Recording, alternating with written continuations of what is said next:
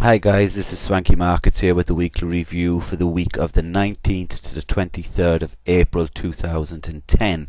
A very messy week, difficult week, but looking back on it you just think, oh, was it that simple? But at the time going through the week we had MACD divergences that didn't play out, stock turns that didn't play out, trend lines that didn't hold, breaks that didn't get a retest. It was a tough week, but if you had followed the videos and placed your orders, I'll show you at the end of the videos what you would have banked, what would still be in play, and a potential to what would have earned.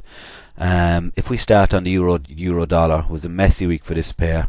It was one of those weeks when you look back and it looks so simple, but you know it wasn't. We had MACD that didn't play out, stocks didn't play out, pennants which didn't play out.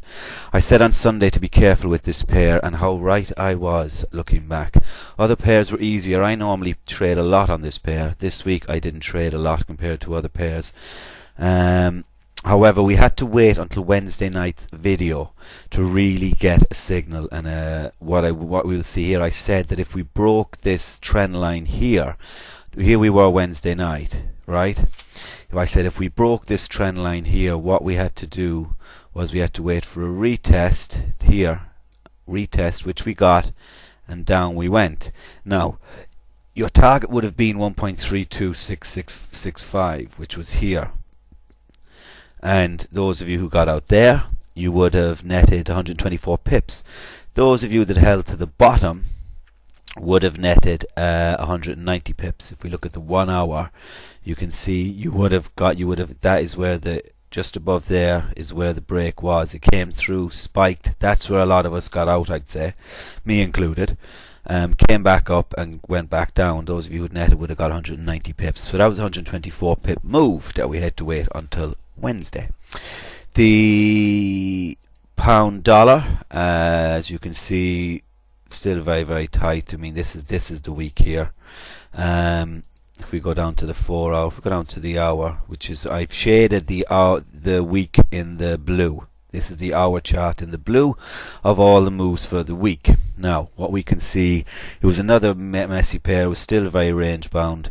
Still, I said on Monday if you were new to leave it alone, but if you did trade it to, I said to short at 53.95, which was here, which was a 61.8 of the fib, then to short it there. Now, I had to live through a bit of pain, 35 pips pain. This bit of pain here wasn't too bad. It was up and down pretty quick, and then I got out at 50 pips profit. So that was good enough for me on this pair because it was so range bound.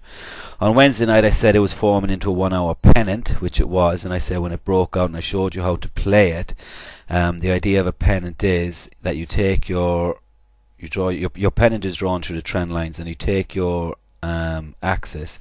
I'm always a little conservative. I always come in about 2 candles just to be a bit conservative with it, and then on the side it breaks, place that there, and we get it, and it filled. So that was another 53 pips profit. Okay, now if we go to the dollar Swissy, this is it on a daily. As you can see, we've got this trend line here, which I haven't drawn in, but I'm sure you can see it. I said on Sunday if the euro shorts, this would rise. I said to only take half a lot size if you continue to play in the range of 10501 and 10604. Now, if we go to the daily, you can see that more clearly. We got 1050501 down here, and we got 10604 it's up around here. Okay, I said if to be careful on that range there. Now this is it here because that's the gap from thing, and this is the range here. Those, I said if you were going to go in at 1.0604, only do a half a lot size. I said if it was 1.0501, I would go fully in. However, I thought I had an order placed at 1050501. However, when after it had moved away, I had placed the order on the wrong chart, the wrong pair. Stupid me. So I missed that one, unfortunately. And, you know, that has gone up quite a lot. I actually, I haven't actually measured that because I missed it. That would have gone up 343 pips missed. But I need to add that to the totals of potential there because it's not actually in there. So I'll do that before the video ends, before I show you. Then on Wednesday night I said to watch for a trend line on the daily. This is the daily, this is the 4 hour. I said to watch for this trend line on the daily, and if it broke, which it did, I got in this and I managed to get this, and I managed to get 142 pips. No, sorry, it went 142 pips and I managed to get 129 pips of it. So it's some consolidation. So I missed, let's see how much that was there again, guys. There, 1 second now, because I need to add that to the potential. 343, we need to add that to the potential. I'll just add that there. 1 second now. Now if we go to the dollar yen, sorry, we won't, we'll go to the euro pound. Euro pound, so easy yet again, straight down this trend line. I said on Sunday to watch at the 88 level this week. Price opened Sunday night at 88.02 and it went up to 88.38 up there. Sorry, 88.40 there.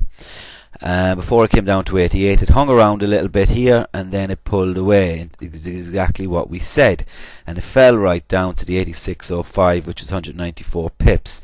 I got out on the break of this trend line, which was broken for 146 pips. So if you'd followed the signals there, you would have been up 146, between 146 and 194, depending on where you got out. The Aussie dollar, US dollar, as you can see, up and down and up. Alright, so I said it was range bound, and I said if we look at this on the 4 hour, you can see it a bit more clearly where we are, and it was and to long at 91.77 or 91.62 area. In this, this triggered me in yesterday, Friday, at 91.70. I'm presently up 95 pips.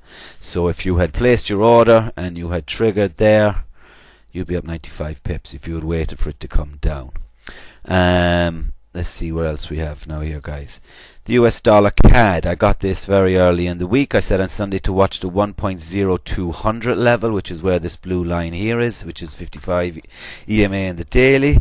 Price hit this level. I managed to take 50 pips off the first lot. Then price came back up and retested again, went back in again, and because it got rejected twice, kind of said this is really going to fall, came away, and then the following day I got 200 pips out of it. I got out at parity. If you had held it to the bottom, you would have got another 72 pips, so you would have got 272 pips out of that. So that had a potential of 272. I got 200. I was happy with that. I haven't entered into this yet. Again, it's too near parity for me. It's at 9990 now. I would be interested in shorting this at 1.0100, 1.0150. So that was 200 pips. The US dollar yen, I had a loss this week on this pair. I had a loss of 16 pips. I said on Sunday to watch the 92.90 each to short, which is around here. Price came, took me out, and I got out at 16 pips. Price closed above, started pulling away. I just closed it at 16 pips loss. Oh well, move on. Where are we going now? The Australian dollar, Japanese yen. I said if it got to 85.64 I would long, but I would prefer 84 level to long. I got in at 85.68. I'm currently up 142 pips. If we look on the 4 hour, this is where I got in, just down here, and I'm currently up. So there we go. So that is still in play. I haven't closed that over the weekend. I am a bit weary when it gets up here. It is at resist. This area now is very cagey. Maybe I should have closed it, maybe I didn't, but I've decided not to. It's been a good week so far. Difficult week, but a good week. And that's basically it. So if we go and we say what we banked, if you can see here, guys, banked, this is all the trades that we had, 901 pips. I've just shown you how we did it. If you'd followed the videos during the week and followed the signals, you would have done it. I still have 237 in play, and you had a potential of 1,565 pips this week if you had taken all